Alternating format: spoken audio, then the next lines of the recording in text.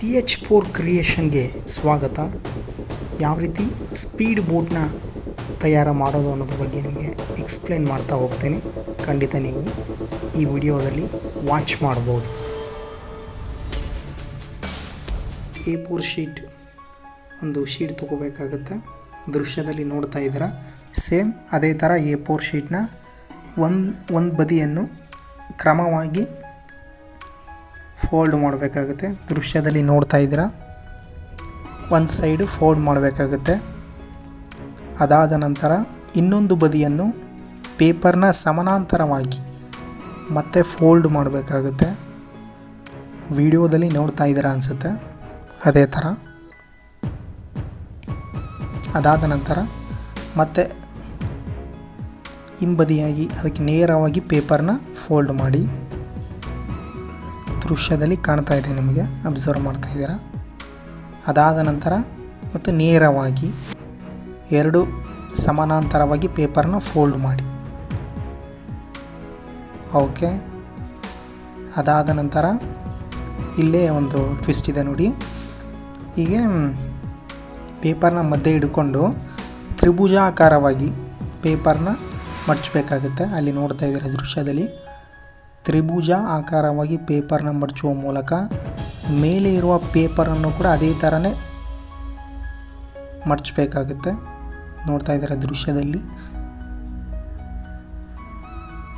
Okay. ಅದಾದ ನಂತರ ಅದನ್ನು ಹಿಂಬದಿಗೆ ತಿರುಗಿಸುವ ಮೂಲಕ ಆ ಪೇಪರ್ನು ಸಮಾನಾಂತರವಾಗಿ ಪೇಪರ್ನ ಶೇಡ್ ಮಾಡಬೇಕಾಗುತ್ತೆ. ಅಲ್ಲಿ ಪೇಪರ್ಗೆ ಸಮಾನಾಂತರವಾಗಿ.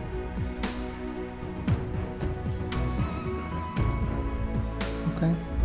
ಅದಾದ ನಂತರ ಅದು ಒಳಗಡೆಗೆ ರಿಮೂವ್ ಮಾಡೋದರ ಮೂಲಕ ಅಲ್ಲಿ ಮತ್ತೆ ಪೇಪರ್ನ ತ್ರಿಭುಜಾಕಾರವಾಗಿ ಪೇಪರ್ನ ಫೋಲ್ಡ್ ಮಾಡಬೇಕಾಗುತ್ತೆ. ನೀಟಾಗಿ ಇರಬೇಕಾಗುತ್ತೆ ಅಲ್ಲಿ, ಇಲ್ಲಾಂದರೆ ಬೋಟ್ ಇದಾಗಲ್ಲ. ಈಗ ಲೆಫ್ಟ್ ಸೈಡ್ ಕೂಡ ಅದೇ ಥರ, ರೈಟು ಮತ್ತು ಲೆಫ್ಟು ಸೇಮ್ ಸೈಜಲ್ಲೇ ಫೋಲ್ಡ್ ಮಾಡಬೇಕಾಗತ್ತೆ. ಓಕೆ.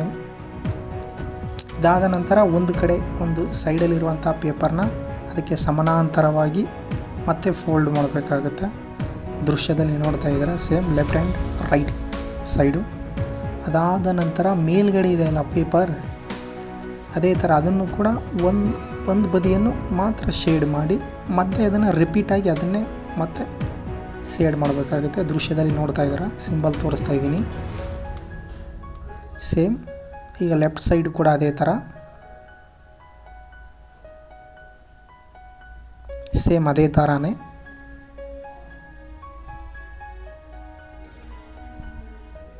ಓಕೆ. ಇವಾಗ ಪೇಪರ್ನ ಅದರ ತುದಿಯನ್ನು ಪೇಪರ್ನ ಮಧ್ಯಭಾಗಕ್ಕೆ ತಾಕುವಂತೆ ಫೋಲ್ಡ್ ಮಾಡಿ ಮತ್ತೆ ಅದನ್ನು ರಿಮೂವ್ ಮಾಡಬೇಕಾಗುತ್ತೆ. ನೋಡ್ತಾ ಇದ್ದೀರಾ ಅಲ್ಲಿ. ಮತ್ತು ಇವಾಗ ಪೇಪರ್ನ ಹಿಂಬದಿಗೆ ಬರಬೇಕಾಗುತ್ತೆ. ಹಿಂಬದಿಗೆ ಬಂದು ಅಲ್ಲಿ ಕೂಡ ಸೇಮ್ ನೇರವಾಗಿ ಆ ಪೇಪರ್ನ ಸಮಾನಾಂತರವಾಗಿ ಫೋಲ್ಡ್ ಮಾಡಬೇಕಾಗುತ್ತೆ. ದೃಶ್ಯದಲ್ಲಿ ನೋಡ್ತಾ ಇದ್ದೀರಾ, ಸೇಮ್ ಅದೇ ಥರ.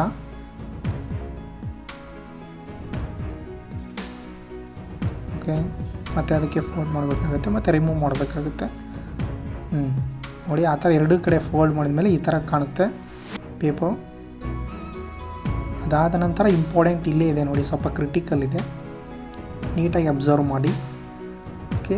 ಈಗ ಅದು ಪೇಪರ್ನ ಒಳಭಾಗವಾಗಿ ಮಡಚಬೇಕಾಗುತ್ತೆ, ಶೇಡ್ ಮಾಡಬೇಕಾಗುತ್ತೆ. ಒಳಗಡೆ ಫೋಲ್ಡ್ ಮಾಡಿದ ಮೇಲೆ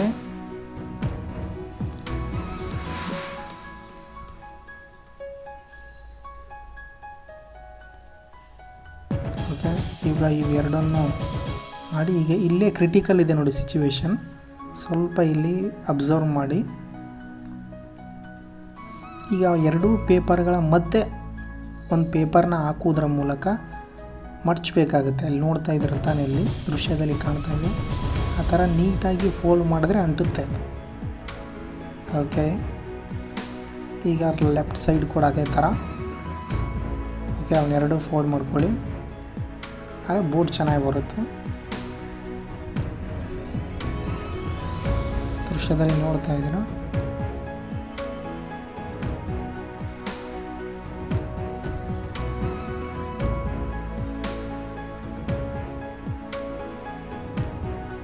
ಓಕೆ, ಈ ಥರ ನೀಟಾಗಿ ಫೋಲ್ಡ್ ಮಾಡಿದ ಮೇಲೆ ಮಧ್ಯೆ ಇದೆ ಅಲ್ಲ ಪೇಪರ್, ಅದನ್ನು ಹಿಗ್ಗಿಸ್ಬೇಕಾಗತ್ತೆ. ನೋಡಿ ಇಲ್ಲಿ ಕಾಣ್ತಾ ಇದೆ, ಅದೇ ಮೇನ್ ಪಿಲ್ಲರ್. ಅದನ್ನು ಬೋಟ್ನ ನೀಟಾಗಿ ಹಿಗ್ಗಿಸ್ಬೇಕಾಗತ್ತೆ.